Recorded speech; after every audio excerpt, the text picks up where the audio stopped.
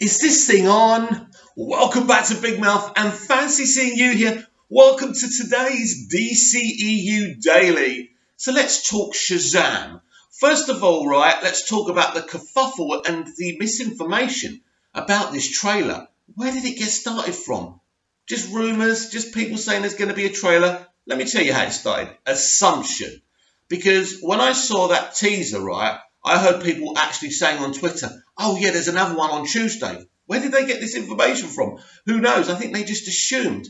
But if you think about it, logically, it's too early for a trailer to Shazam. Think about it. It's not out till April the 5th, I think. So you'd expect a trailer to in the middle of February and a third and final trailer mid-March. And maybe one more just before the 1st of April or something, just to get some buzz going. So it is logically quite early for a trailer to anyway. I was a little bit disappointed, but you know what? I suppose it's because I've had the test screening and everything, so I'm not desperate to see footage, but I would have been interested to see what's in that trailer from the footage that I saw. But I want to talk about Shazam because I think it's a very interesting film. As I say, I have seen a test screening, and all I can say, I mean, there was actually someone from a test screening saying this is the closest thing to the Dark Knight. Now, what do they mean by this? Well, let me tell you, it's emotional satisfaction. Let me say that again because I can't get my words out. It's very early. It's emotional satisfaction, right? It's very emotionally satisfying, this film. That's all I'm going to say about this film, about anything that I've seen. And I think that's what that viewer meant from the test screening, that it is a very emotional, satisfying film. It is an emotional film. You've got this young man who's been in the foster care system, who comes to this family, makes friends, and immediately with the young man who's his own age, who's actually disabled as well. But this disabled young man isn't depressed, he isn't bitter, he isn't angry. He's positive, he's loving, he's open-hearted. And he embraces Billy from the first moment that he meets him. Now, I'm just going off the trailers. I'm not talking about the film that I saw, by the way. I'm before anyone starts trying to insinuate that. It's obvious from the trailers, right? And that's the point of view I'm talking about. So I think this is a very important film. I don't think there's been a disabled character in a kind of an MCU film before. So the DCEU have done, it's another first. So it is very, very interesting. And I think that's why it's a very emotional, beautiful story. The dynamic between those two characters, you can just see from even the trailers, is saying really beautiful. They have this close brotherhood of a friendship, which is absolutely beautiful. And what Zachary Levi does, again, just talking directly from the trailers, with that young actor who's playing the disabled character, it's pretty interesting and intense as well.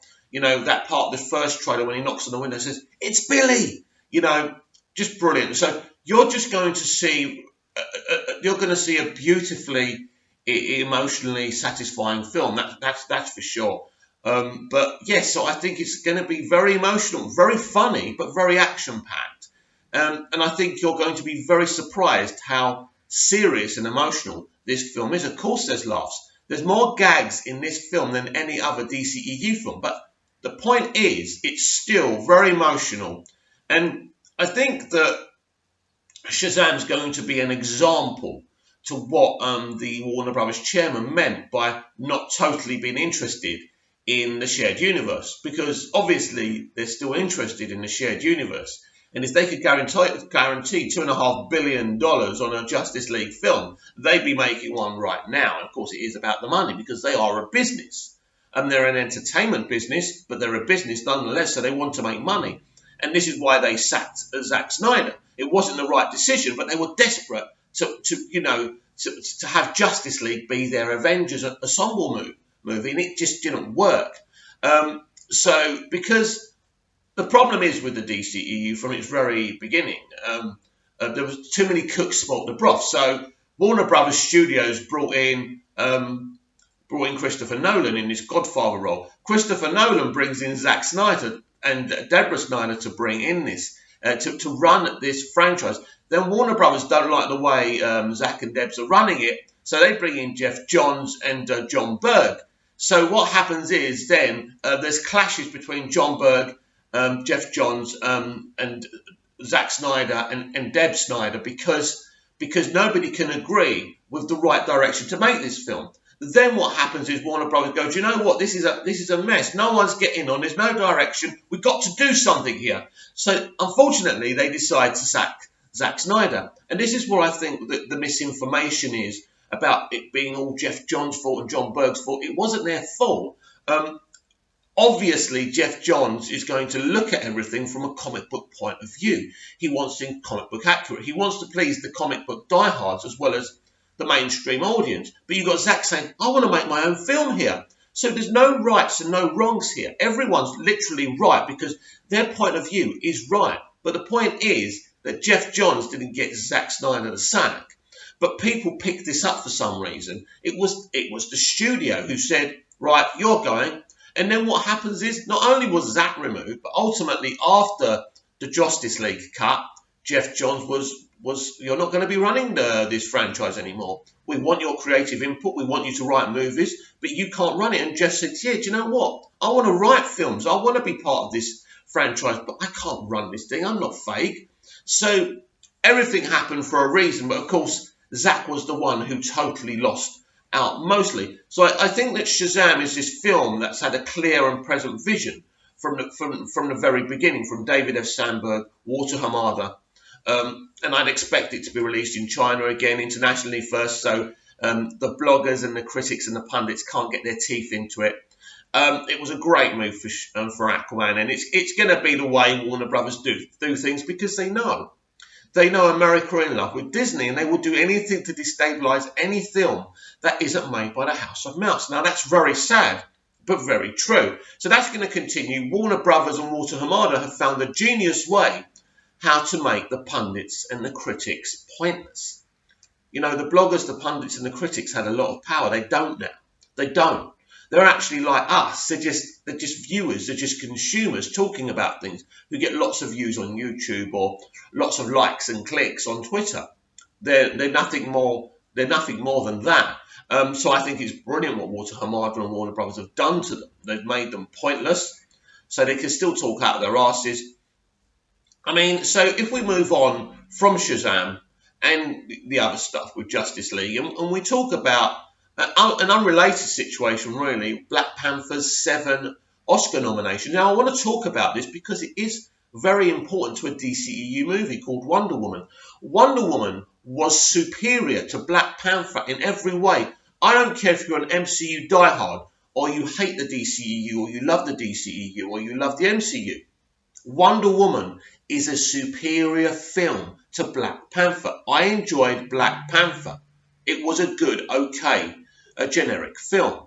But no way does Black Panther deserve 7 Oscars. And I'm going to go further. Wonder Woman got nothing, right? And it really hurts me and irks me that Black Panther is the first ever superhero film to get nominated for a Best Picture. And we all know why. And I don't want to strike, so I'm not going to go into it we all know why.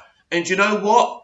I'm glad that this is the first kind of film with lots of African-American actors, lots of people of colour in it. A great director who's also a person of colour. That's beautiful.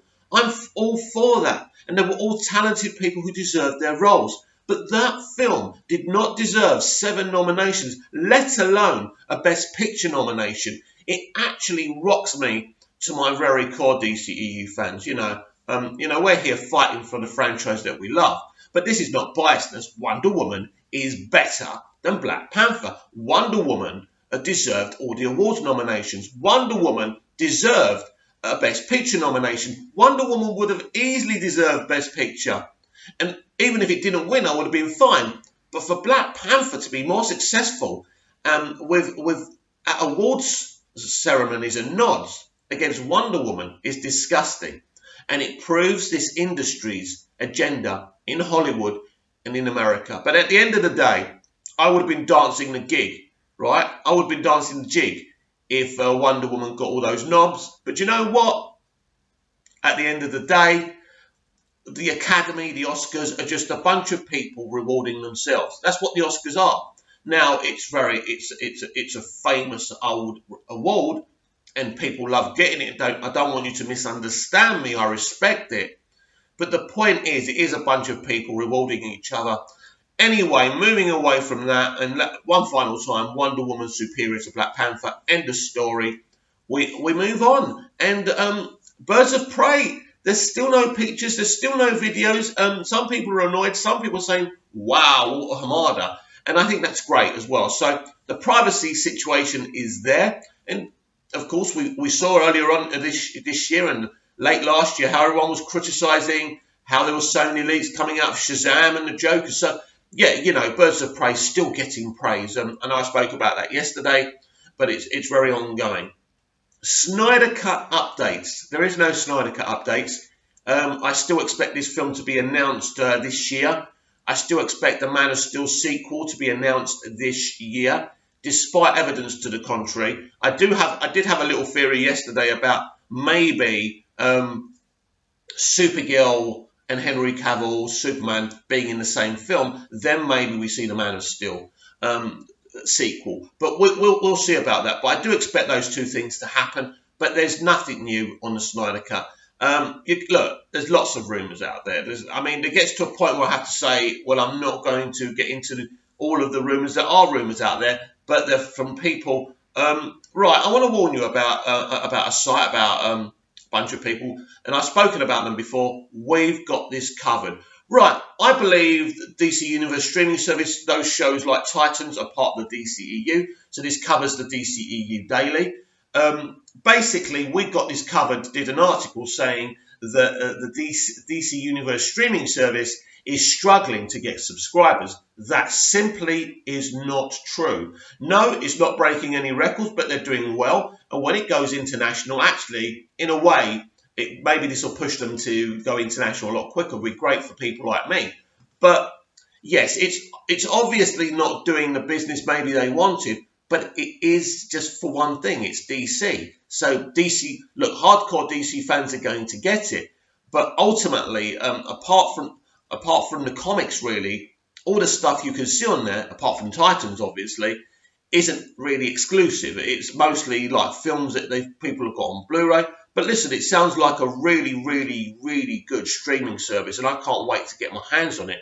But we got this covered. Do say a lot of negative things. They do a lot of negative DC articles, and I don't like them, to be honest with you. They don't really give you any accuracy, so no point in them. They're not respectable. So if anyone does cover their articles on their videos, don't, because I can categorically tell you they have no accuracy whatsoever. There was a couple of other things that I was reading about what they said, and I totally forgot to do in this video. If I actually see anything they've done, I will talk about it, and I will kind of blow it out of the water just to say, don't believe anything. So remember, anything about the Snyder Cut, anything about the DCEU, anything about DC Universe streaming service, we've got this covered. No, absolutely nothing.